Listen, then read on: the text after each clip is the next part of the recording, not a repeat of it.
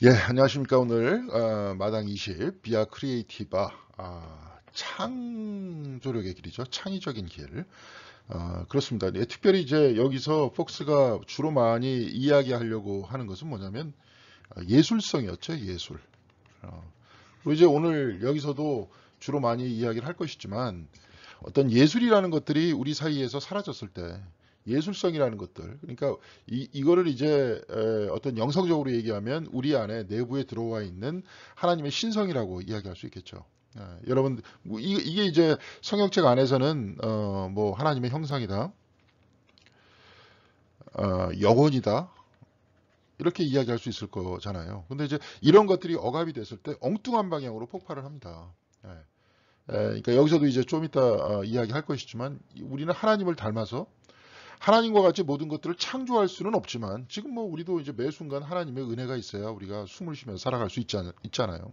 이 우주도 지탱할 수 있고 이 모두가 하나님 안에 있다. 우리는 이제 이렇게 믿고 있고 그 세계관 안에 살고 있고 그러니까 이제 우리는 신앙이죠.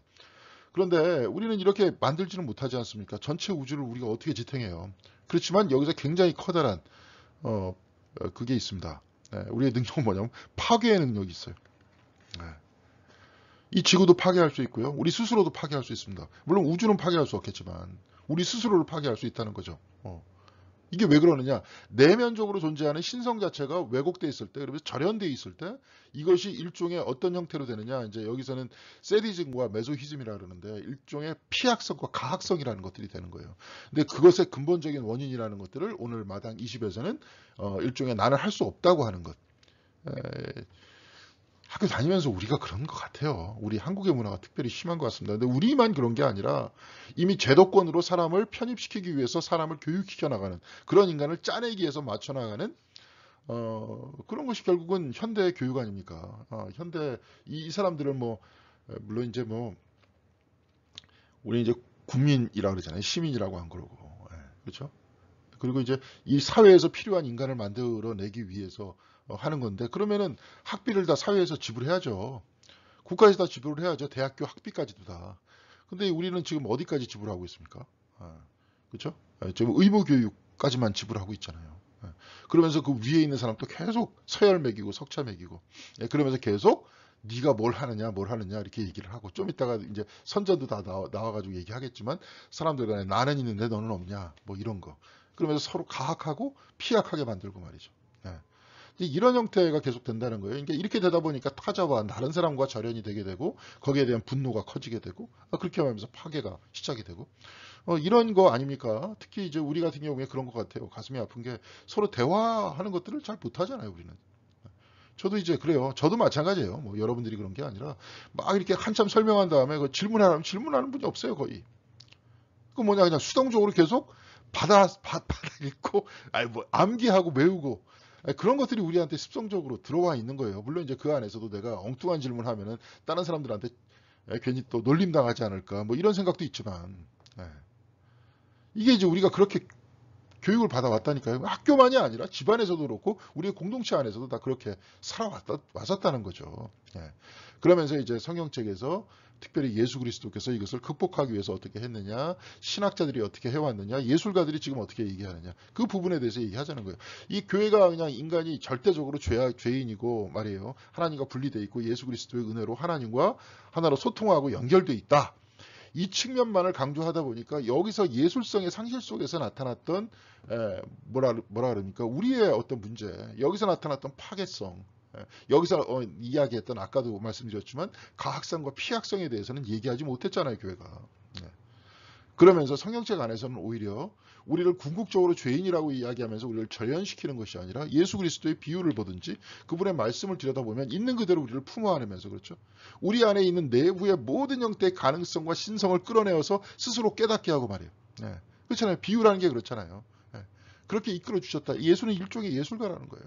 네. 이제 예술성이라는 게 그런 거예요. 이제 여기서도 이제 쭉 보니까 이제 옆에서 참 그림을 잘 그렸습니다.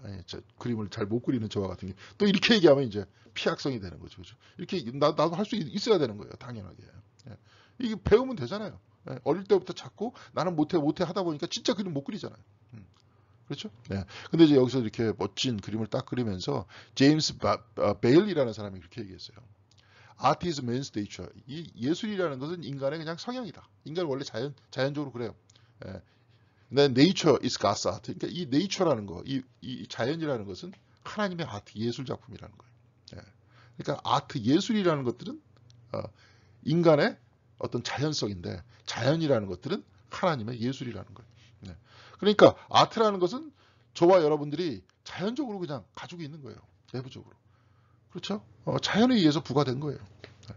이것이 우리 안에 있는 예술성이고 이제 좀 이따가 신학적으로 얘기해서는 이런 것들을 뭐라 그럽니까? 형상, 영혼이라고 그러고 또 하나님의 어떤 신성적 요소. 쿠사라는 사람은 좀 이따가 그렇게 얘기할 겁니다. 이 신성적 요소를 하나님의 우리의 어떤 내면의 신성함이라는 것은 완벽하지 않지만 하나님께서 끊임없이 우리를 신성함으로 이끌면서 바로 그 신성으로 우리를 끊임없이 키워내신다. 이런 부분들. 이제 이런 부분들이 이제 우리가 여태까지 신학 안에서는 논의되지 않았었지만 이 창조 영성에서 매튜 폭스가 주로 얘기를 하고 있고 이분이 이제 옛날에 Institute of Creation Spirituality라고 창조 영성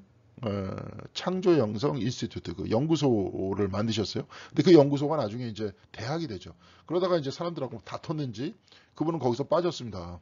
지금은 더 이상 거기서 일하지 않으시는데 거기서 그 코스 중에 하나가 신학을 공부하는 목회자들을 위한 코스 중에 하나가 항상 아트가 있어요. 그래서 아트 에즈 메디테이션. 이게 뭐예요? 어떤 그 묵상으로서의 예술. 그러면서 뭐 이런 그림들을 그린다든지 피아노를 친다든지 또 우리가 이제 저번에 이제 이분 같은 경우에는 관상기도 같은 것들 별로 안 좋아하지만 필요하죠.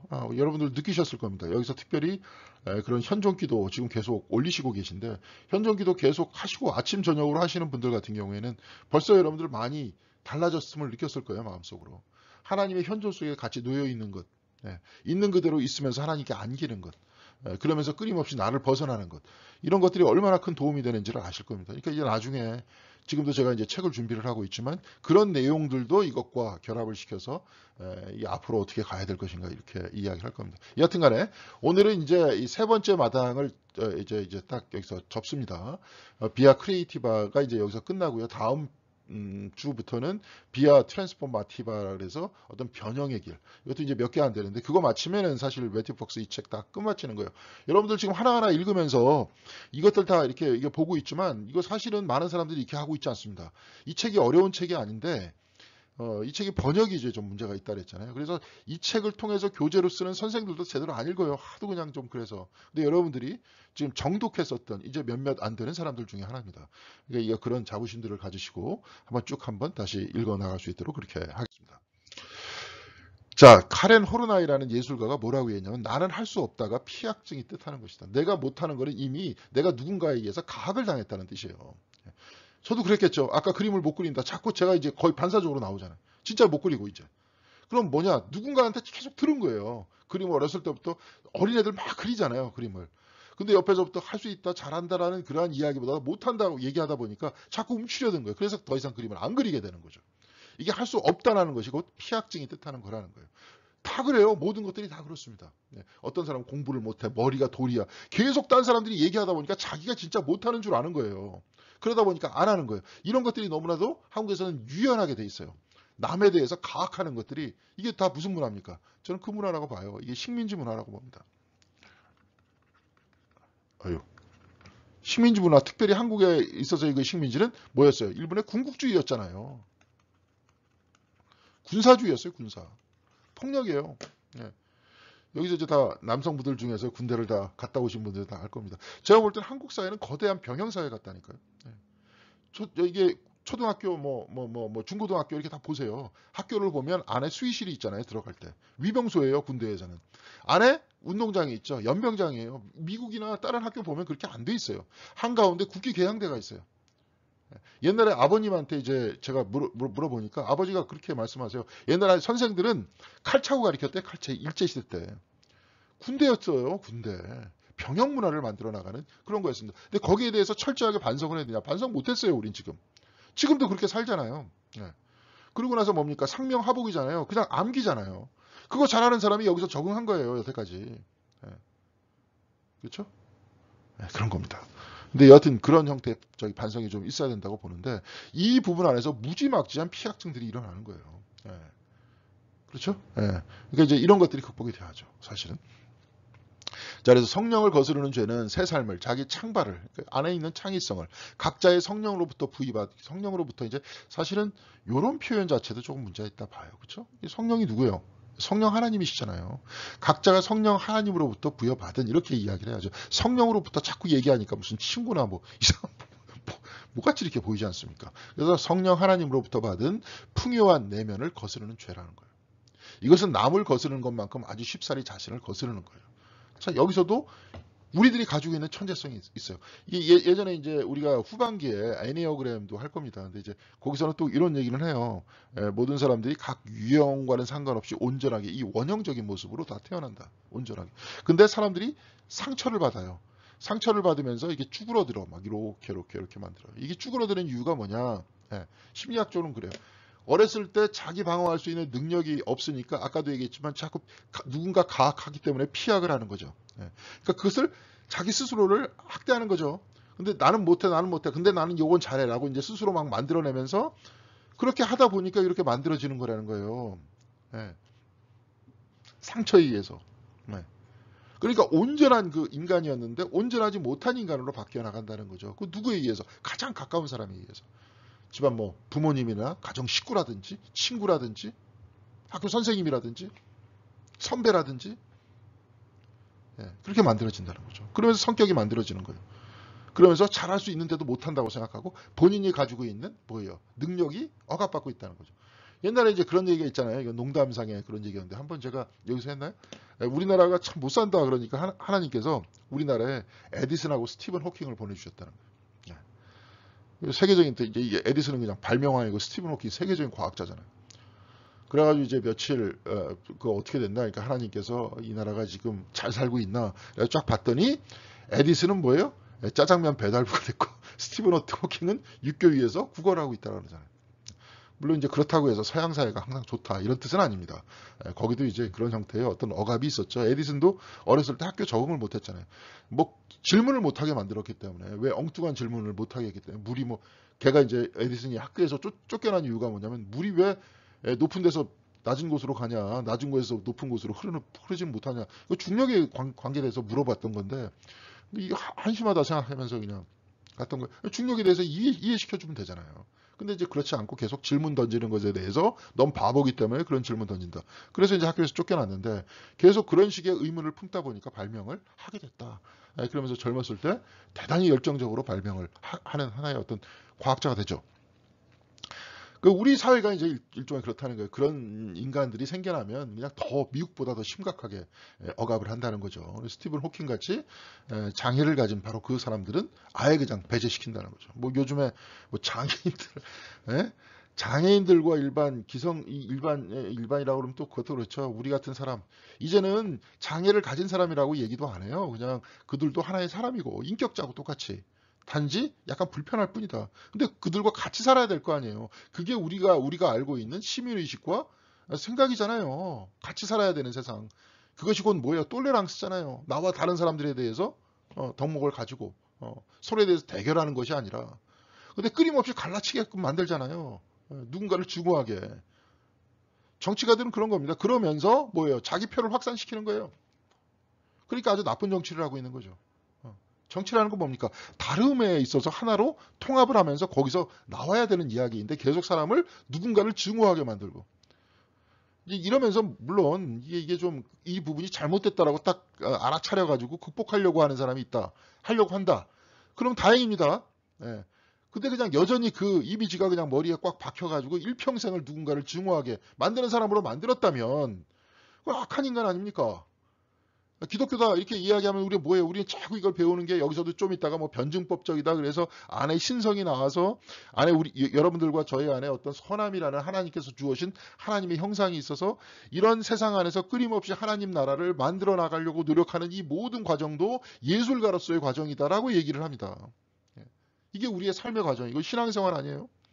누군가를 아주 그냥 나쁜 인간으로 딱 못을 박아버리고 증오하게 만들고 그러면서 그거를 막 증오하는 사람한테 표를 던지게 만들고 화해하지 못하게 만들고 싸우게 만들고 세상은 다 다른 사람들이 살잖아요. 몸에 장애를 가질 수도 있고, 그렇죠? 그럼 그런 사람하고 어떻게 같이 살 겁니까? 내가 바쁘니까 너희들은 안 돼. 이렇게 얘기할 거예요? 그리고 그런 사람들도 이동권이 보장이 돼야 된다. 그러니까 미국 같은 사회, 물론 이제 미국이 항상 정답은 아니지만, 항상 그런 사람들 우선이에요. 앰뷸런스 같은 거 지나갈 때 다 이제 비켜주고, 양쪽으로. 지금 우리나라는 약간 그러기 시작하고 있지만, 예? 학교에서 스쿨버스에서 애들, 꼬마 애들, 애들 이렇게, 예? 어린애들 옆에 스톱이라고 지금도 요즘에 우리도 그러긴 그래요. 그러면 무조건 모든 차가 양쪽에서 다 서요, 그냥. 불편하게 이렇게 사는 거예요. 같이 살아야 되니까. 내가 바쁘니까 넌 안 돼. 이렇게 얘기하고. 그러니까 내가 막 바빠가지고 누군가 막 그런 사건이 막 있으면 막 기분이 나쁘잖아요. 난 바빠가지고 빨리 가야 되는데. 증오하게 되고 누군가를. 근데 그런 마음이 그 마음 자체가 틀렸다는 거예요. 그러니까 그럼 어떻게 해야 돼요? 바쁘게 살면 안 되죠. 한국같이 이렇게 바쁘게 살기에 자꾸 푸시하는 사회 같은 경우 어떻게 해야 돼요? 내가 스스로 여유 있게 다녀야 되죠. 이걸 극복하기 위해서는. 아예 미국이나 유럽같이 이렇게 서로 들들 볶지 않는 사회다. 그러면 내가 서두를 필요가 없죠. 근데 한국은 들들 볶잖아요, 이 사회가. 그렇다고 해서 그러면 나는 이게 어떻게 살 것이냐. 들들 볶는 인간을 증오하며 살 것이냐. 그런 게 아니라 내 스스로가 시간을 거기에 대해서, 그렇죠, 매니지를 잘 해야 되겠죠. 예. 그렇죠? 예, 우리는 또 그러면서 이렇게 살아야겠죠. 그런데 그렇게 서로 그냥 막 바쁘고 서로 막 해갖고 막 누군가를 증오하고 막 이렇게 만드는데 한쪽에선 증오를 부채질하고, 그러면서 그 관념이 머리에 뿌리 박히게 만들어가지고 일평생 누군가를 증오하게 만들고, 이런 악한 사람이잖아요. 예, 그러면 안 되지. 하여간 그런 인간이 있습니다. 예, 하여튼 뭐 그래요. 예. 근데 야훼 하나님이 땅의 흙으로 사람이 꼴 지으셨다. 그리고는 그의 코에 숨을 불어넣으셨으니 이리하여 인류가 생명체가 되었다. 창세기 2장 7절에 하나님의 숨이라는 건 뭐예요? 하나님의 신성이 우리 안으로 들어왔다. 그러니까 이 숨 안에서 살아면서 하나님께서 이 세상을 다스리듯이 우리도 다스리면서, 자연을 다스리듯이 우리가 서로 하나님의 숨을 가지고 있는 사람이라면 서로 협력하면서 살아야 된다. 이런 얘기예요. 자, 그래서 죄는 선의 결핍이 아니라 선의 오용이다. 여기서도 이제 오늘 여러분 책을 읽어보면 그런 부분이 아주 굉장히 잔인하게 그냥 사람을 막 한쪽 귀에서 이렇게 하고 뚫어가지고 사람을 죽이지 않나. 젊은 사람 몇 명을 고문해서 죽이지 않나. 이런 모습을 보면서 어거스틴 같은 경우에 선하신 하나님께서 이 세상을 창조했는데 왜 이 세상에 악이 들어와 있느냐. 여기에 대한 응답을 얻기 위해서 나중에 막 고민하다가 아예 선과 악이라는 것들은 두 가지의 다른 요소다. 이렇게 얘기하면서 마니교라는 이원론적인 그 영지주의한테 가요. 그러다가 나중에 플로티누스라는 그 철학자를 만나게 되면서 이게 뭐예요? 모든 것들은 하나님으로부터 나왔다. 이게 하나님으로부터 유출됐다. 이게 이제 플로티누스는 기독교인은 아닌데 그 철학 안에서 일자로부터 유출됐다라는 이야기를 합니다. 그러니까 하나님 일자로부터 모든 세상이 다 나오는데 이게 쉽게 얘기해서 여러분들 그걸 보면 좋아요. 화산이 폭발해가지고 마그마가 막 위에서 폭발해갖고 나오는데 용암이 돼갖고 쭉 내려오겠죠. 쭉 내려오다가 시간이 지나면 저기 멀리 흘러가다가 용암이 식겠죠, 그죠? 그러면 이제 돌이 돼가지고 굳는 겁니다, 거기에, 그죠? 여러분 제주도 가면은 그런 용암으로 만들어진 그런 그 용암 비슷하게 막 그냥 물같이 물컹물컹하게 생긴, 물컹물컹하지는 않습니다. 근데 바위가 막 그런 바위들 있잖아요.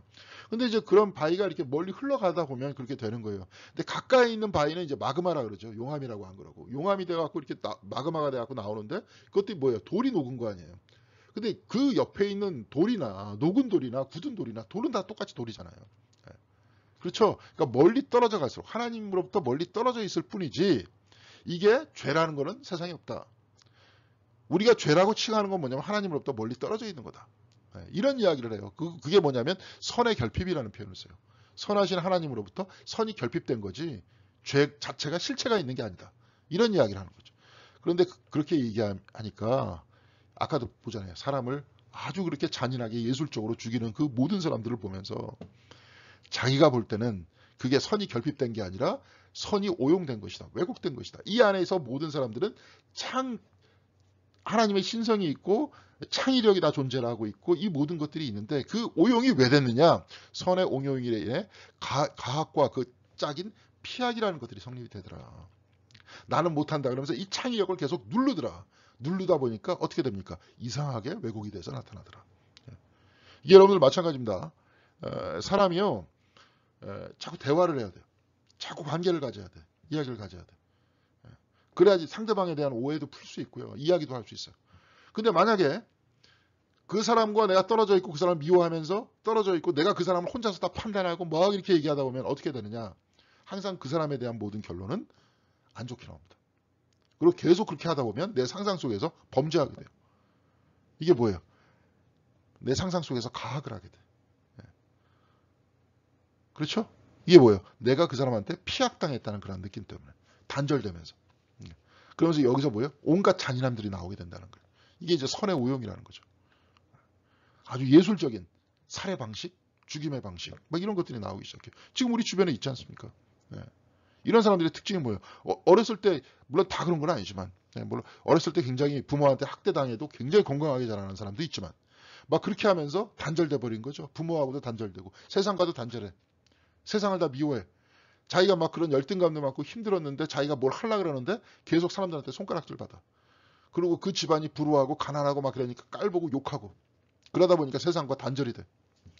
그렇게 하다 보니까 이게 뭐예요? 내면에 있는 창조성이라는 것들이 어떻게 돼요? 오용되기 시작해요. 그래갖고 아주 예술적으로 살아. 우리나라에도 막 그런 사건들이 있었죠. 옛날에 제가 미국에 있을 때인가요? 그때 있어서 제가 이제 우리나라에 없었는데 뭐예요? 지존파 해가지고 그냥 막 사람 뭐 그런 식의 이제 인간들이 만들어진다는 거예요. 네. 자, 그래서 그 상상력에서 태어나요. 가학과 피학이라는 것들이. 그게 이 사람이 볼 때는 바로 죄성이라는 거예요. 선의 결핍이 아니라 바로 그 안에서 선의 오용에서부터 죄악이 출발한다. 이런 얘기입니다. 그래서 가부장적 사유는 근본적 영성 가치와 문화 가치인 창조력과 모성을 외면하는 것과 동시에 의료, 교육, 종교, 정치, 군사, 스포츠, 사업 등의 모든 제도에서 가학 피학을 영광스러운 위치에 놨다는 거예요. 가학 피학이라는 건 뭐예요? 항상 승부잖아요. 교육도 마찬가지죠. 교육도 레벨이 있죠. 레벨이라는 것보다도 자기네들끼리 학교 등급을 다 매겨놨죠. 네. 아니 그런 거 아니에요. 아까도 그 뭐 이상한 인간이 있다 그랬잖아요. 서로 그냥 막 자꾸 누군가 증오하게 만들고 갈라치게 하고 자기가 무슨 하버드 대학을 나왔다 어쩌다 그러는데 하버드 대학을 나왔다는 게 뭐예요? 그럼 그만큼 고급 교육을 받았다는 거 아니야. 네? 미국에서. 그럼 그 학교에서 고급 교육을 가르쳐주는 하나의 인간성에 대해서 인간에 대해서 어떤 가치를 얘기할 거예요. 교양 과목에서 휴머너티를 인간을 어떤 식으로 가르칠 거냐고. 근데 그런 모든 요소를 다 파괴시켜버리고 오로지 자기는 이기는 거 최고다. 내가 표 많이 받는 게 최고야. 나는. 쟤네들이 갈라치고 뭐 쟤네들이 나중에 서로 그냥 누구에 대해서 증오하고 난 거기에 대해서 관심 없고 내가 표 받고 내가 성공하면 돼. 우리 당이 성공하면 돼. 정말 좀 참담합니다. 예, 참담해요. 예. 자, 의료도 마찬가지죠. 교육도 막 다 보면 그렇잖아요. 다 1등, 2등 뭐 다 1등주의 아니 다 이런 식으로 만들어놨잖아요. 군사도 그렇고 스포츠도 뭐 맨날 1위 되려고. 사업 같은 것도 마찬가지고. 다 모든 것들의 중심은 뭐예요? 가학과 피학으로 만들어 놓고 승리자를 영광스러운 위치에 올려놓고 한번 얘기했지만 올림픽에서 금메달 따면 뭐예요? 예, 그건 최고고 은메달 따면 아쉬운 은메달이 되는 거고 요즘에 좀 낮았지만 예. 지금 이런 가학 피학 문화라는 겁니다. 그래서 에드리언 리치의 모성 연구에서는 본질적으로 양분, 권력, 무력이라는 것을 논하는데요. 저는 이제 잘 몰라요, 이분을. 그래서 이제 책 지금 하나 주문을 했습니다. 그래가지고 이제 책 주문했는데 권력자가 무력자의 대신 결정을 한대, 대신. 지금도 마찬가지죠. 우리가 뭐 지금 정치인을 요번에 이제 대통령 선거도 했었지만 누군가를 뽑는다는 건 뭐예요? 우리 대신 하는 거잖아요. 대신 지배하게 만드는 거잖아요. 우리를 스스로 권력을 준 거잖아요. 우리를 지배해도 된다고. 건강한 사람이 병자 대신, 중년이 노년 대신, 멀쩡한 사람이 미친 사람 대신, 교양인이 무식군 대신 가학자와 피학자 사이의 관계는 계속 그런 식으로 만들어진다는 겁니다. 이분의 이야기에 의하면.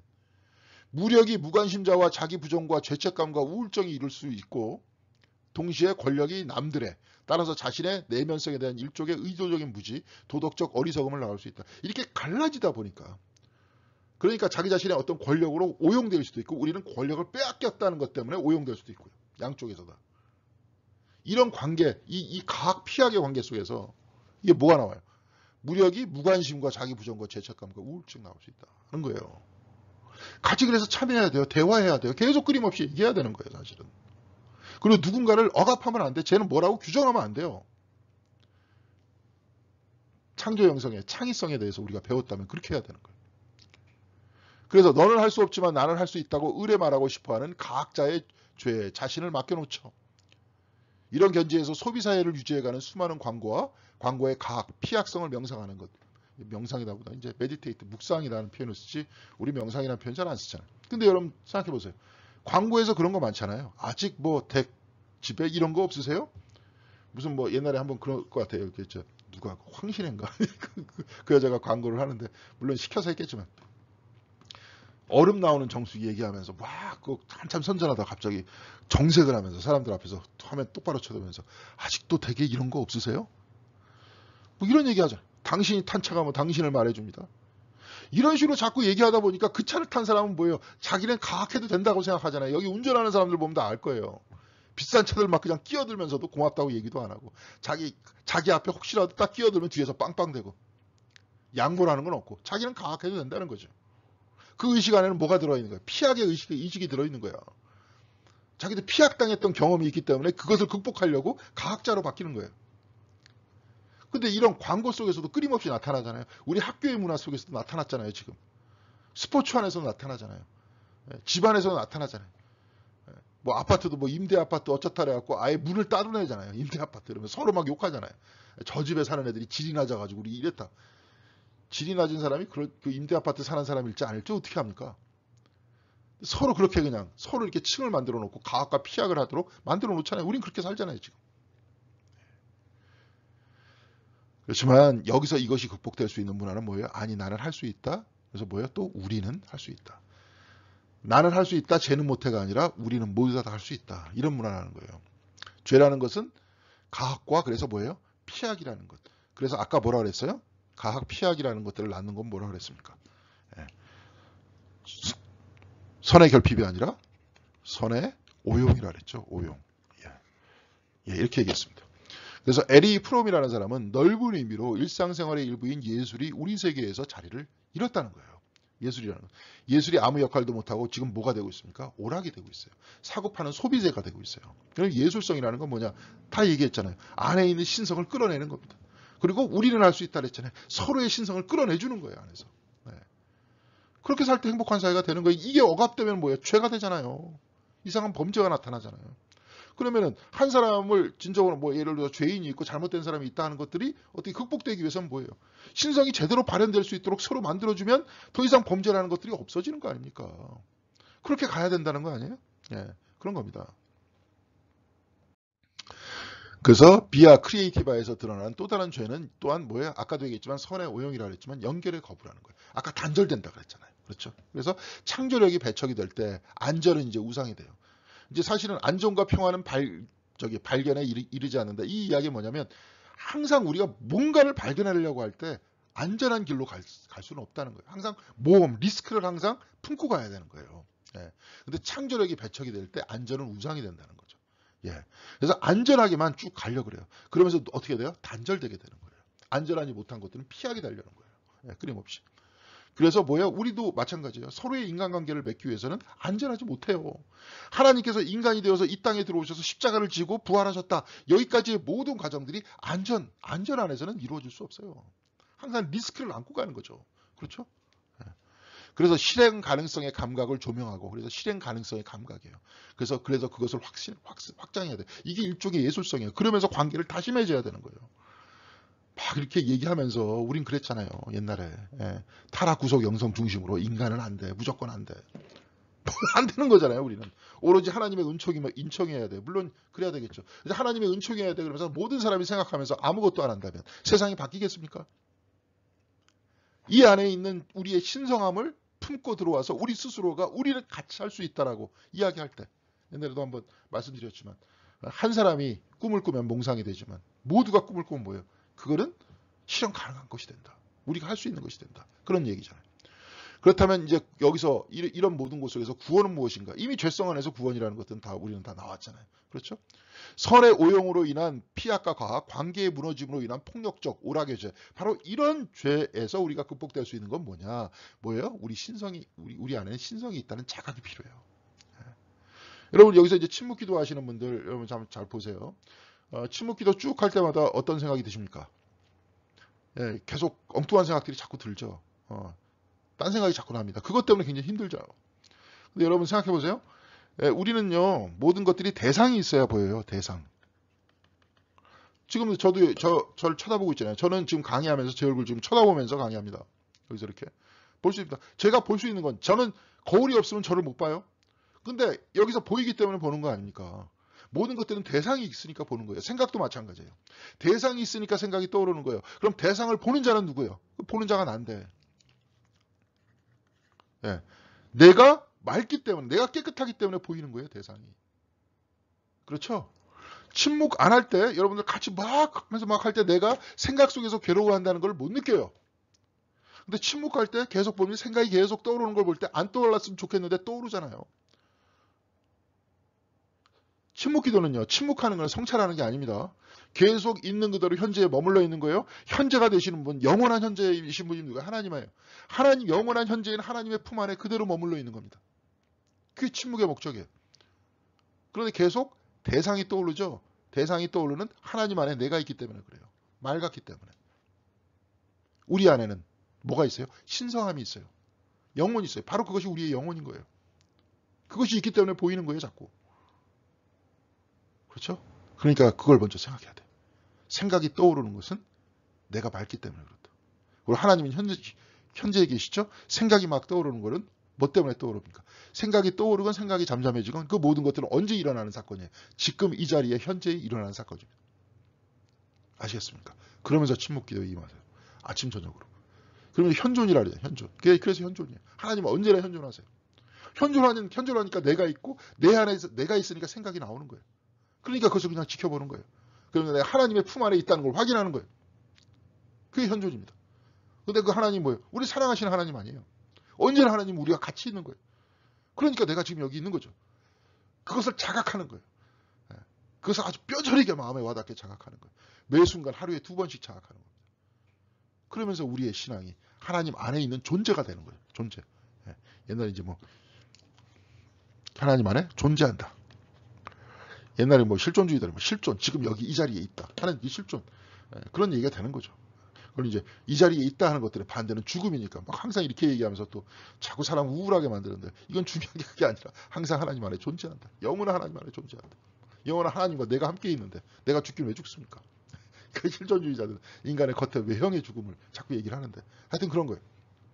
자, 그래서 우리 신성의 자각이 비아 크리에이티바에서 구원의 의미라는 거예요. 그래서 쿠사의 니콜라우스는 뭐라고 얘기하냐면 이 사람이 굉장히 이제 변증법적 신학자예요. 하나님을 절대적 예술가로 칭한다는데 그분이 덜 완전하다는 게 아니에요. 이게 번역을 또 여기다 딱 갖다 놨어요. 그분은 자신을 계속 고양시켜 점점 더 원형에 담게 만드는 힘이 있는 모상을 만들기로 선택하신다. 덜 완전하지만이 그러니까 그게 하나님께서 덜 완전하다는 게 아니라 우리가 덜 완전하지만 그건 뭐예요? 그분은 자신을 점점 고양시켜 비록 우리가 덜 완전하지만 점점점 원형에 담게 만들 수 있는 힘이 있는 모상을 만들기로 선택하신다. 여기다 갖다 놔야죠. 네. 그렇죠? 네. 거기다 갖다 놔야 되는데 앞에다 갖다 놓으니까 하나님이 덜 완전하지만 이렇게 보이잖아요. 이제 번역의 문제라고 몇 번 제가 말씀드렸습니다. 여하튼 억눌린 창조력에 억눌린 신성은 오래 눌려있지 않은 법이다. 그래서 어니스트 베커는 우리는 신들처럼 전능은 없지만 적어도 신들처럼 파괴할 수 있다. 아까도 얘기했죠. 계속 피약 때문에 누군가의 가학에 의해서 억눌러지면 계속 억눌려져 있지 않다는 거예요. 솟아 올라와요. 그런데 이것이 왜곡된 형태로 솟아 올라온다는 거죠. 예. 그래서 뭐 어떻게 돼요? 서로의 예술가들을 우리가 서로 꺼내줘야 돼요. 그래서 예술성이라는 것들은 항상 영성 안에 이렇게 있어야 돼요. 그래서 건전한 예술성이 나와요. 그러니까 아주 나쁜 짓 하는 인간들, 못된 짓 하는 인간들, 그런 인간들은 다 뭡니까? 사실은 예술적으로 못된 짓 하는 거죠. 예. 그런 거예요, 사실은. 이제 그러면 안 된다는 거예요. 그래서 신성의 복음을 전하면 우리의 내면성, 신성의 창조계와의 관계를 회복하는 것이다. 하나님과의 공동 창조자라는 주제의 회복 자체가 구원적이고 속량적, 즉 속량이라는 표현을 우리가 안 쓰죠. 잘 구원적이다. 그 자체가 구원적인 거예요. 우리 스스로가 안에 있는 신성이 바깥으로 나오는 그 자체가 구원이고 남한테도 그 안에 있는 신성을 끌어내주는 것, 그것도 구원인 거예요. 자, 그러니까 이제 우리가 신앙생활 할 때 요 앞에 이제 칼라블라도 이렇게 만들어지고 했기 때문에 같이 잘 협의를 해서 우리도 뭘 그런 걸 해야 되는 거예요. 이제 바자회 같이 하자고 막 제안 들어오고 막 이러는데 같이 뭘 만들기도 하고 뭐 하기도 하고 진짜 이렇게 가야 되는 거죠. 예. 그래서 여러분들도 한번 그런 상상력들을 가지고 그럼 우리가 뭘 해야 될 것이냐. 예. 저도 이제 많이 생각을 할게요. 근데 여기서는 이제 새 활용을 통해서 우리들한테 새로운 것들을 가르쳐 줄 겁니다. 그럼 그런 걸 통해서 우리가 어떻게 할 것이냐. 그래서 우리 안에 있는 것 어떻게 끌어낼 것이냐. 막 그런 거 하다 보면 우리 안에 내가 몰랐던 거, 나한테 억눌렸던 것들이 막 발견되기 시작해요. 아, 내가 이런 걸 이렇게 잘했구나. 저는 몇 번 여러분들한테 말씀드렸습니다. 이렇게 만드는 걸 좋아해요. 만드는 걸 좋아하다 보니까 저는 사실 뭐예요? 사실 그림도 굉장히 좋아했던 사람이었던 것 같아요. 근데 어렸을 때 누군가에 의해서 충격을 받은 거예요. 그 다음부터 못 그리는 거예요. 근데 지금 제가 깨닫게 됐던 건 우리 집에 있는 막 가구 만들고 막 이렇게 만들다 보니까 아, 나 만드는 거 좋아하는구나. 거기에 소질도 있구나. 너무 그걸 좋아하는구나. 적어도 그걸로 팔아먹을 정도의 실력은 안 되지만 그래도 이걸 굉장히 하면서 즐기고 있고 기뻐하고 있구나. 저도 그 측면에서 저 자신도 굉장히 불쌍하죠. 저도 그래서 찡했어요. 이런 거 몇 번 막 보면서 이게 억압돼 있고 이게 가학됐다, 피학돼 있다 이런 거 이야기하면서 난 할 수 있는데 왜 나는 못해? 이런 부분 할 때 나도 모르게 어쩌다 볼 때 갑자기 뭉클뭉클해져요. 이게 뭐냐? 어렸을 때부터 계속 가학에 의해서 피학을 당했기 때문에. 사실은 이제 그런 누군가가 또 옆에서 용기를 주면서 아, 그런 거 아니야. 너 잘할 수 있어. 그렇게 했었더라면, 도와줬었더라면. 네. 그래서 창조가 카오스로부터, 그러니까 혼돈으로부터 이제 질서를 만들어내가지고 구원을 끌어낸 거잖아요. 이라면 우리가 공동 창조자라는 소신은 우리가 구원의 행위자라는 소신인 거예요. 우리도 역시 마찬가지로 하나님께서 우리를 만드셨잖아요. 그러면서 동시에 우리를 맡기셨잖아요. 이 땅을. 땅을 정복해라. 정복하는 게 아니라 관리해라. 그러면서 하나님이 다 하시는 게 아니라 뭐예요? 우리를 그렇게 부르셨잖아요. 이 땅을 같이 공동 창조하게 우리를 부르셨잖아요. 그래서 창조력은 내적 신성은 우리 안에 있는 내적 신성 그처럼 구원적이므로 우리를 구원할 수 있으므로 우리는 구원적 창조력을 이 안에 있는 내적 신성함을 경축해야 된다는 거예요. 이걸 자꾸 억압하지 말고 자꾸 억압하면서 그냥 하나님의 은총뿐이 없어라고 얘기하지 말고 이걸 계속 뭐예요? 키워내야 되는 거예요. 건전하게 키워내지 못했기 때문에 억압이 아니라 뭐예요? 죄성이 나왔던 거고 이것도 그 누군가를 가학했던 거죠. 내가 누군가한테 피약됐던 그러한 경험 때문에 어떻게 돼요? 가학을 하게 되는 거죠. 그래서 비아 크리에이티바는 아름다움이 얼마나 구원적인지 강조를 해요. 또 여기서도. 도로시 데이는 종교는 민중의 아편이다라는 구절로 이게 굉장히 재미있게 저도 읽었습니다. 야유하듯이 이렇게 되선언할. 이게 굉장히 진보적인 사람이니까 마르크스가 얘기했듯이 종교는 민중의 아편이다. 이렇게 자기가 기도할 때마다 그런 생각이 막 났다는 거예요. 그러나 나는 불행해서가 아니라 행복해서 기도하고 있다는 거예요. 여러분도 그럴 때 있지 않습니까? 너무나도 감사해, 기뻐. 그럼 누군가 감사해야 될 대상이 필요하잖아요. 그래서 하나님께 기도할 수도 있고요. 여러분 침묵 기도할 때도 괴로워서 침묵 기도합니까? 물론 괴로워서 기도할 때도 있겠지만 그렇죠? 그게 좋아서 기도할 수도 있어요. 어느 순간에 아까도 얘기했지만 현존하는 그런 모든 것 속에서 충만하게 하나님 안에 내가 안겨있다 하는 것들이 내가 어느 순간에 확 마음에 와닿을 때 충만하잖아요. 그게 좋아서 기도하잖아요. 그래서 불행 속에서 슬픔 속에서 절망 속에서 위로를 얻으려고 무언가 얻으려고 하나님께 돌아서질 않는다는 거예요. 그때만 가는 게 아니라 나는 행복해서도 기도한다는 거예요. 그래서 이것은 뭐예요? 하나님께서 창조하신 이 아름다움을 찬양하기 위해서. 그래서 막 가끔 가다 보면 어떤 분들 노래하잖아요. 뭐 산에 등산 가서나 바닷가의 모습을 보면 뭐 참 아름다워라. 불렀죠. 그것밖에 못 불러서 그게 문제가 될 때도 있겠지만 하나님을 찬양하면서 노래 부르기도 하잖아요. 아름다워서 찬양하잖아요. 그렇죠? 좋아서 찬양하잖아요. 그래서 인류의 아름다움이 많은 형제 자매의 맏이신 예수 그리스도 안에서 빛나고 있다. 이러면서 이런 신학을 가지고 있으면 여기서 특별히 골로새서와 에베소서의 그 말씀을 이렇게 얘기를 하고 있는데 모든 창조의 으뜸이시다. 우리보다 먼저 나셨다. 그러면서 아예 요한복음 같은 게 뭐예요? 태초에 말씀이 있었다. 말씀을 통해서 그리스도 안에서 모든 것들이 말씀 안에서 빛나고 있다 하는 것들을 이게 예술성이잖아요. 네. 그렇죠? 그래서 이제 그 동방 기독교 안에서는 필로칼리아라는 말을 씁니다. 필로칼리아. 필로가 필로스라잖아요. 필로스. 사랑이에요. 필로소피 그러면 소피아는 지혜예요. 지혜에 대한 사랑이 철학입니다. 근데 칼리아라는 건 뭐예요? 칼리아는 흘려서 죄송합니다. 칼리아는 뭐예요? 아름다움. 자, 필로칼리아라는 뭐예요? 아름다움을 사랑하는 것. 근데 필로칼리아가 뭐예요? 묵상집이에요. 동방 기독교. 저한테도 이제 그 5권짜리 책이 있는데 그거 옛날서부터 수도사들이 그냥 이렇게 기도해라, 이렇게 기도해, 이렇게 선행을 베풀어라. 근데 그 자체를 뭐라고 봤느냐? 동방교회에서는 아름다움으로 봤어요. 이게 뭐예요? 하나님께서 만드신 그 아름다움에 참여하는 거죠. 네. 그런 겁니다. 그래서 셋째 길에서 비아 크리에이티바 창의력의 길에서 신뢰가 구원적인 것은 우리의 이미지를 신뢰하고 우리가 여기서 이제 만들어내는 것. 여기서 창의적으로 만들어내는 것들을 이제 신뢰해야 돼요. 마음속으로 떠오르는 것들을 신뢰해야 돼요.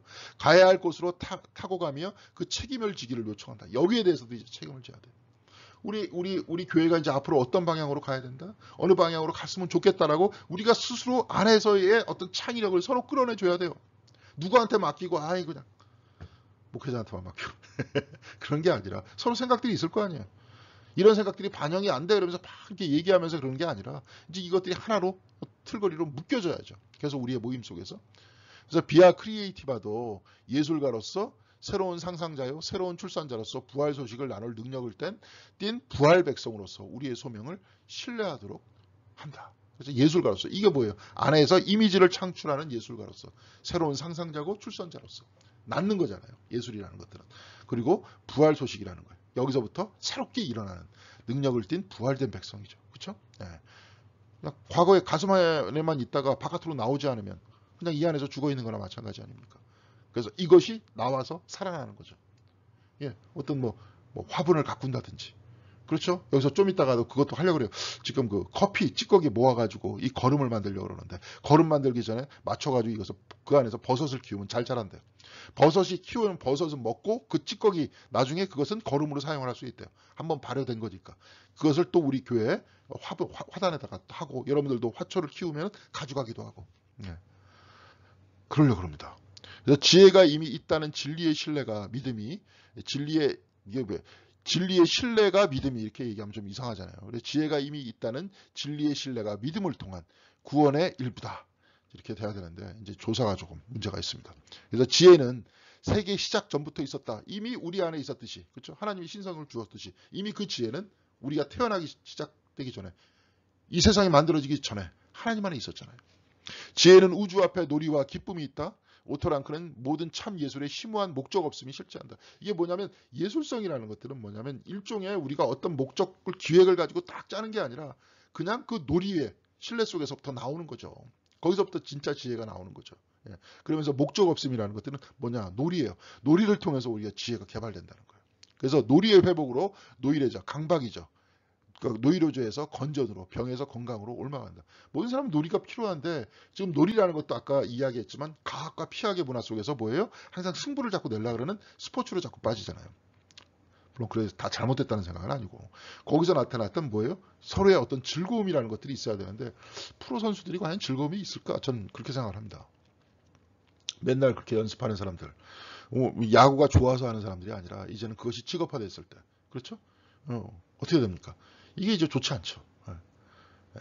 근데 여하튼간에 그래서 우리가 참다운 놀이가 필요하다는 거예요. 거기서부터 지혜가 다시 나오기 시작하고 건전한 지혜가 나오기 시작하고 그 안에서부터 창의력이 나오기 시작한다는 거죠. 이것은 왜 없이 살고 왜 없이 일하며 왜 없이 사랑할 줄 알라는 에카르트의 권고에 상응하기도 한다는 거예요. 오토랑크가 목적 없음. 그냥 인생은 그냥 사는 거예요. 그래서 이분이 이제 매튜 폭스가 나중에 영성에 대해서 이렇게 정의할 때 뭐냐면 영성은 길이라는 거예요. 길. 옛날에 이제 예수 그리스도를 따르는 사람은 길 위의 사람들이라 그랬잖아요. 근데 물론 목적은 있죠. 그렇지만 우리는 살아나가는 이 길, 우리 인생이라는 것들이 완성이라는 게 없잖아요. 죽을 때까지. 우리는 항상 길 위를 걷는 사람인데 길 위를 걸으면서 하나님의 숨을 가지고 루아를 하나님의 어떤 아까 생명력을 가지고 살아나가는 것. 그러면서 그렇게 걷는 것. 그 안에서 충만하게 하나님과 하나 되어 걷는 것. 이게 뭐예요? 왜 없이 살고 왜 없이 사랑할 줄 아는 거죠. 있는 그대로의 지금 현재가 하나님과 함께 있는 기쁨이기 때문에. 예. 그런 것들이 우리가 충만하게 알게 될 때 그때 놀이를 할 수 있게 되고 그 안에서 지혜가 나오게 되고 그 안에서 창의력이 나오게 된다는 거죠. 그때 이제 구원이 일어나게 된다는 겁니다. 여러분도 한번 그렇게 해보세요. 네. 항상 뭘 해야 되는 어떤 당위성 속에서만 있지 말고. 그래서 셋째 길에서 예수에 관해 무엇보다도 뚜렷한 점은 예수가 시인이고 이야기꾼 예술가였다는 거예요. 예수님께서 항상 비유로 말씀하시잖아요. 예수가 선택한 비유라는 독특한 기법 배우에는 예수 자신의 신뢰가 들어있어요. 이를테면 누룩이라든지 그물, 겨자씨, 진주, 동전과 같은.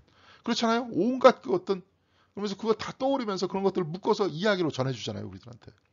대부분 예수의 비유는 거기서 그냥 들을 게 있는 자들은 들으라.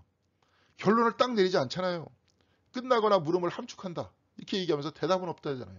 그래서 대답을 우리 사이에서 끌어내잖아요. 예술성을 끌어내잖아요. 신성을. 예수는 각 사람의 신적 권위에 호소한다. 이게 뭐예요? 신적 권위라는 것보다도 이 표현 자체는 폭스 자체도 좀 문제가 있는데요. 그냥 신성에 호소한다. 아니면 아까 영혼에 호소한다. 창의력에 호소한다. 이렇게 얘기해야지 이해하기가 편하고 일괄적입니다. 하여튼 거기에 호소해요. 그래서 예수의 비유들과 예술은 오락을 위한 것이 아니죠. 그렇잖아요. 그래갖고 과학과 피학을 위한 것도 아니죠. 예. 모든 청자에게 삶을 바꾸도록 그렇죠. 메타노이아 변화하게 만들죠. 예. 어떻게 만듭니까? 예술가가 되는 거잖아요. 안에 있는 걸 끌어내가지고 안과 밖을 하나로 일치시키게 만들잖아요. 그래서 예수는 예술가라는 거예요. 예수는 자기에 관해 명상화하라고 말하지 않고 자기가 하는 일, 창조의 주의 일을 행하라고 말하죠. 열매로서 한다 그러시잖아요. 안에 있는 것들을 바깥으로 끌어내시죠. 예수는 내향한 명상, 묵상의 대상이기보다는 하나님의 아들, 딸들이 예술가로서 끌어내서 그것들이 그렇게 사는 이들을 잠과 죽음에서 깨우는 외향화한 묵상이라는 거예요. 안에 있는 것들을 바깥으로 끌어낸다는 거예요. 아까 그렇다고 해서 이거는 이제 이분이 좀 일찍 글을 썼기 때문에 82년도에 쓰신 글이거든요. 아마 이 관상기도 아까도 얘기했지만 이런 내면적인 기도에 대한 이해가 부족하기 때문에 자꾸 여기에 성급하게 얘기하는 거예요. 아까도 얘기했지만 그런 거 필요합니다. 하나님 안에 있다는 것들을 하나님 안에서 내가 충만하게 머물러 있는 것들이 필요해요. 그런 것들을 그 다음에 뭐예요? 예술가로서 꺼내야 되는 거죠. 이것이 두 가지가 갈등을 일으키는 요소가 아니에요. 근데 이분은 자꾸 갈등을 일으켜서 어떤 그 메디테이션이 항상 아트해야 되고 우리가 침묵하는 그 전통적인 방식을 싫어합니다. 근데 이 부분은 이제 제가 좀 비판의 형태예요. 근데 여하튼 지금은 좀 바뀌었겠죠. 지금은 좀 바뀌었습니다. 이때는 82년도면은 한참 젊었을 나이였기 때문에 그때는 항상 그렇기 때문에 항상 뭐 사람들이 뭐 그럴 수 있죠. 그리고 이렇게 딱 못자리를 잡아두면 거의 대부분 젊었을 때 이렇게 책을 딱 쓰잖아요. 거기서 못 벗어납니다. 일평생 이 사람의 원복에서 못 벗어나요, 사실은. 자, 여기에 대한 주석적인 책입니다. 이게 굉장히 중요한 책이에요, 사실은. 매튜 폭스라는 사람, 창조 영성에서 굉장히 중요한 책입니다. 근데 여기서도 이제 이렇게 고칠 거는 좀 고쳐가면서 사람들이 같이 이해할 수 있는 책들을 통해서 우리가 이제 창조 영성에 대해서 좀 알고 앞으로도 이것을 읽으면서 새로운 상상력들이 나오고 새로운 방법들이 나와서 우리 교회가 창조 영성 중심으로 좀 가면서 그러면서 여기서도 서로가 서로를 위해서 기도하면서 그 안에 있는 창의력을 꺼내주고 그러면서 우리가 하나로 화합하고 하나님 나라 만들어가고 이게 얼마나 충만합니까? 이제 그런 교회가 돼야 되겠죠. 그죠? 예. 자, 그래서 그분의 십자가도 강력한 변증법적 상징이 된다. 추하고 잔혹한 동시에 그분의 영광이기도 하죠. 십자가, 이의 모습에 온갖 그냥 피를 흘렸던 예수의 그 모습이 존재하지만 바로 그 모습 속에서 우리가 구원을 얻는 영광의 모습이기도 하고요. 부활도 변증법적이다. 변증법적이라는 게 뭐 정반합이다 이런 얘기가 아니라 두 가지의 요소가 결합되어 있다는 거예요. 예. 그래서 하나로 극단적인 두 가지가 반대되는 것들이 하나로 결합되어 있다는 거예요. 예를 들어서 동양 같은 경우는 음양사상이라 그러잖아요. 음과 양이라는 게 남자와 여자라는 존재는 완전히 다른 생명체잖아요. 그렇지만 둘이 결합됨으로써 어떻게 해요? 새로운 생명체가 탄생하고 그렇잖아요. 이것만 그런 게 아니라 많은 부분 물론 이제 다 사물을 그걸로 평가를 할 수는 없겠지만 이런 변증법적 요소들이 존재를 한다는 겁니다. 이 요소들이 그래요. 그래서 예수의 몸도 그래요. 상처받은 몸과 죽음이 빠진 승리가 아니다. 예수 그리스도께서 딱 부활하셨을 때 몸에 뭐가 있었어요? 상처가 있었잖아요. 품어 안고 같이 가는 거예요. 이게 변증법적 요소라는 거예요. 아까도 얘기했지만 누군가를 갈라치게 하는 게 아니에요. 둘이서 같이 살면서 같이 사는 하나의 세상을 만들어야 되는 거예요. 예. 그게 조화로운 세상이고 그게 살아나가는 방식이고 그게 인간으로서의 삶이에요. 예. 그런 겁니다. 그래서 나는 포도나무여 나는 뭐 열매를 많이 맺나니 요한복음 13장인가요? 거기서 쓰여진 그런 말씀이죠. 이 말씀을 주석하면서 에카르트가 열매란 내 안에서 태어난 것이에요. 우리 내면에서 나오는 창조적인 것이에요. 예수 그리스도 안에 있을 때 열매를 많이 맺는다. 예수 그리스도 안에 있을 때 내 신성에서 열매가 나온다는 거예요. 하나님 안에 있을 때 열매가 나온다는 거예요. 그럼 에카르트가 생각하는 하나님이 아니죠. 에카르트가 체험했던 하나님, 에카르트가 체험한 예수 그리스도는 뭡니까? 우리 모두를 부둥켜 안아주시고 있는 그대로 품어 안아주신 하나님. 그렇기 때문에 우리가 자신감 속에서 이 안에 있는 신성이 나오는 거 아니에요. 넌 못해, 이거 하면 안 돼. 막 이런 형태의 어떤 그런 분이시라면 우리 못하겠죠. 우리는 피학 안에서 빠져들겠죠. 그렇지만 그렇지 않는 거예요. 에카르트가 바라봤었던 하나님은 모든 사람을 품어 안는 그런 하나님이죠. 그렇죠, 사실은. 노리치의 줄리아는 뭐예요? 창조로 우리의 높은 부분인 본성이 하나님께 결합되고 육화로 하나님이 우리의 낮은 부분인 본성에 결합되신다. 이렇게 그리스도 안에서 우리의 두 본성이 일치된다는 거예요. 그러니까 우리의 육이 잘못된 게 아니라 육화라는 것과 영이라는 것들이 하나님 안에서 결합돼서 하나로 나온다는 거죠. 이 두 가지를 이원론적으로 분리시킨 건 뭐야? 도케티즘이라고 그러기도 하고 영지주의라고 그러기도 해요. 그래서 우리의 창의력을 억압하면서 오로지 복종적 인간을 만들어내는 거죠. 그러면서 이 매튜 폭스 같은 사람은 어거스틴이 자꾸 그런 것들을 주장했던 이유는 뭐냐? 바로 그때 그게 뭐예요? 콘스탄틴 황제가 기독교를 선언하면서 기독교를 공인하면서 그 다음에 기독교를 지배 종교로 바꿔놨을 때 그때 어거스틴의 그 어떤 그 개념이 아까도 얘기했지만 이 영육 이원론 비슷한 개념, 이 인간이 죄인이라는 죄성적 개념을 중심으로 한 신학이 차용됐다는 거예요. 예. 그러면서 기독교가 오히려 성서와 멀어지게 됐다는 거죠. 역설적으로. 예. 서양의 기독교가 성서와 멀어지게 됐다. 그리스도와 오히려 멀어지게 되는 거예요. 이제 그런 비판들을 합니다.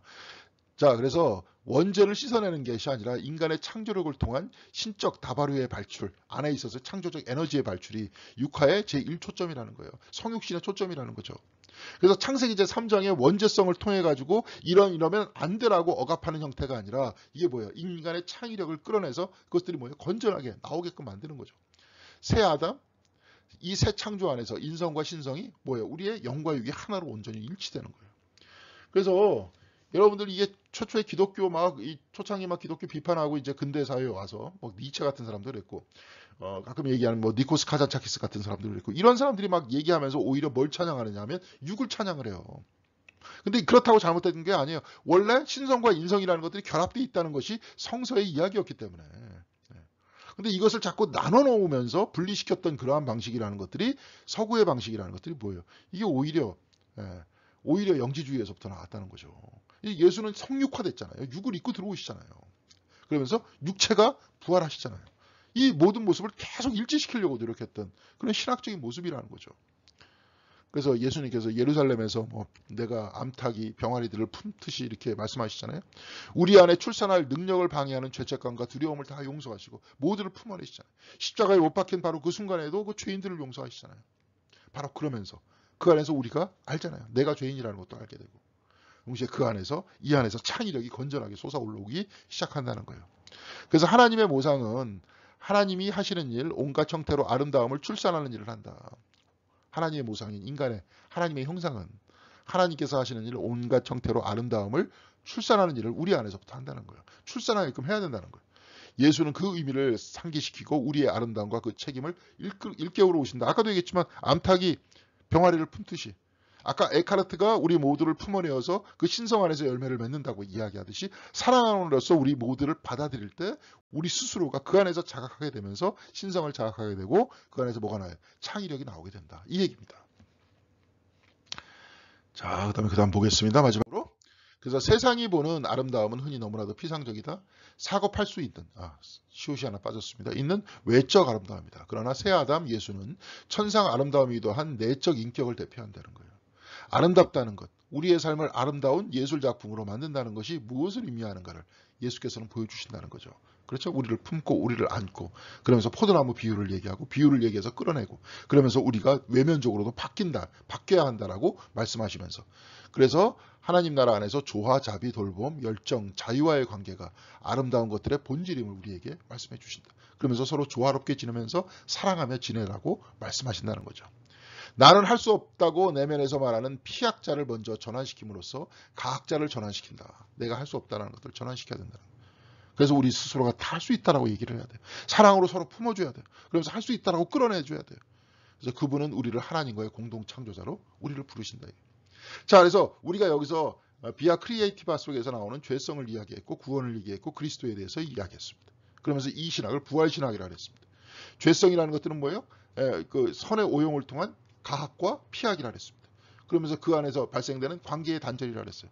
그런데 이 구원이라는 건 뭐예요? 그런 것들이 극복되는 것이라고 했어요. 극복되는 것이라는 건 뭐였냐면, 에카르트가 아까 얘기했듯이 품어준다. 예수 그리스도께서 암탉이 새끼를 품어안듯이 다 품어준다. 그러면서 그것을 끌어내는 거죠. 그리스도께서는 또 우리에게 그 끌어냄의 모범을 보여주셨죠. 그래서 안에 있는 신성을 끌어내면서 우리 스스로가 바뀌어지는 그런 모든 것들을 보여주고 계십니다. 자, 그렇게 됐으니까 안에서부터 죽어 있어서 안에서만 있다가, 또한 안에서부터 왜곡되면서 가학과 피학에 의해서 왜곡되면서 엉뚱한 창의력으로 악하게 만들어내는 그런 증세가 모든 인간들한테 있었는데, 이런 것들이 극복이 되면서 뭐예요? 이거 놀이를 통해서도, 아까도 얘기했죠. 예술성을 통해서도 이것을 통해서 극복되면서 바깥으로 뭐예요? 아름다운 어떤 창의력이 나오는 것, 창조가 나오는 것. 바로 이러한 모든 모습이 진정한 부활의 모습이요, 구원의 모습이고, 즉 가학 피학과 단절 속에서부터 우리를 극복시켜 줄 수 있는 길이다. 이렇게 이야기를 하고 있습니다. 특별히 비아 크리에이티바, 여태까지 모든 신학 안에서는 거의 다뤄지지 않았었던 내용입니다. 이런 예술성, 우리가 뭔가를 하는 것, 뭔가를 만드는 것, 또한 남에게 칭찬해 주는 것, 혹은 거기서 끌어내는 것, 같이 가는 것, 이런 모든 것들이 우리가 뭐가 될 수 있어요? 우리의 영적 생활이 될 수 있고 이것들이 우리의 건전한 비아 크리에이티브가 될 수 있다 하는 것들을 이야기하고 있습니다. 자, 그래서 이제 비아 포지티바, 비아 네가티바, 비아 크리에이티바까지 끝냈습니다. 다음번에는 비아 트랜스포마티바. 내가 바뀌고 어떻게 세상을 바꿔낼 수가 있겠느냐. 어떻게 하나님께서 정의로운 하나님께서 정의로운 세상을 만들어 나가는 하나님 나라를 만들어 나가는데 우리가 어떻게 동참할 수 있겠느냐 하는 내용들을 보여주고 있습니다. 거의 대부분은 비아 포지티바, 비아 네가티바에서 끝나는데 매튜 폭스는 크리에이티바와 비아 트랜스포마티바, 이제 변형과 예술성이라는 것들을 결합시키면서 또 이게 전통적으로 또 내려왔었죠. 그런 것들을 내려오면서 얼마만큼 창조 영성이라는 것들이 건전하게 갈 수 있는지를 우리들에게 설명해 주고 있습니다. 여러분들 수고하셨고요. 다음 주에 뵙도록 하겠습니다. 감사합니다.